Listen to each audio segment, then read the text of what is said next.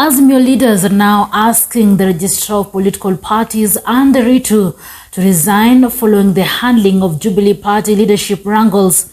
The team led by party leader Raila Odinga, Kalonzo Musyoka, Martha Karua and Eugene Wamalwa said Nderitu should leave office over allegations she has been co-opted in the scheme against multi-party democracy. Bushebe Junior with more.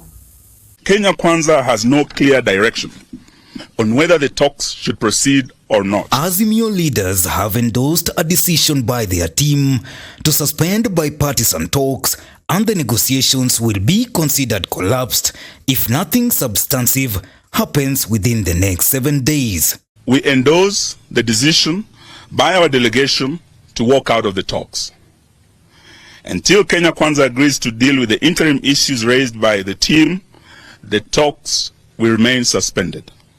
The meeting resolved and has given authority to our team in the bipartisan talks to issue a notice of dissolution of the talks in the event that Kenya Kwanza will not publicly accede to the interim measures within 6 days in line with the provisions of the framework agreement. This notice ends on Tuesday next week. Thereafter, the Azimio coalition will communicate our next course of action at our PG.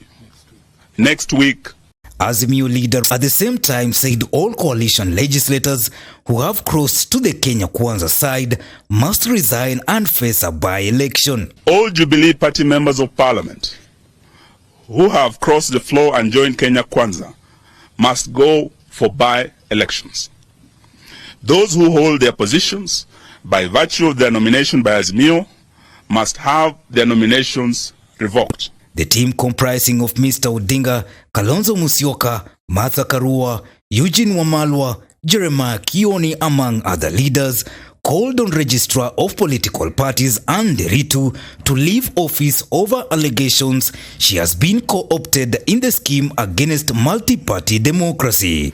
The Registrar of Political Parties, Mrs. Nderitu, must leave office in view of clear manifestations that she has been co-opted into partisan and illegal schemes by Kenya Kwanza to cripple instead of protecting political parties. Nderitu no longer enjoys the confidence of her clans, who are political parties, and whom by her mandate she is supposed to strengthen, not to weaken as she is doing. The team, which addressed a press conference on Wednesday, vowed to do everything possible to protect its affiliate parties, including Jubilee Party. Kenya Kwanza must make no mistake that Azimio will do everything possible to protect its affiliate parties from these heinous attacks. We ask all Kenyans to join us in protecting multi-party democracy, for which many Kenyans lost their lives. Deliberately, they have no clear direction from Mr. William Ruto on how to proceed.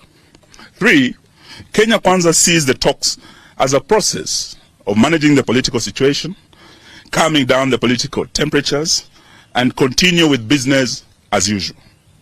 4th, the destabilization of the Jubilee Party is a do-or-die agenda, sponsored by the highest level of Kenya Kwanza leadership, whose aim is to ensure Kenya Kwanza obtains a super majority in parliament and amends the constitution, removes presidential term limits, abolishes devolution, and removes the independence of constitutional commissions and place them as part of the presidency.